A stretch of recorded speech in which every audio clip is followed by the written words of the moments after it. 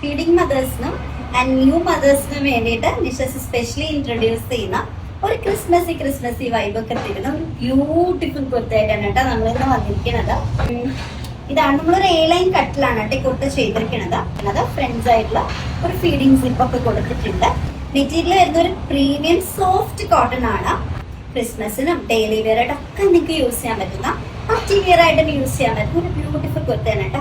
അപ്പോൾ ഇതിന്റെ ഏറ്റവും വലിയ പ്രത്യേകത എന്താണെന്നറിയാം, ഈ കുർത്തയുടെ രണ്ട് സൈഡും നിങ്ങൾക്ക് യൂസ് ചെയ്യാം.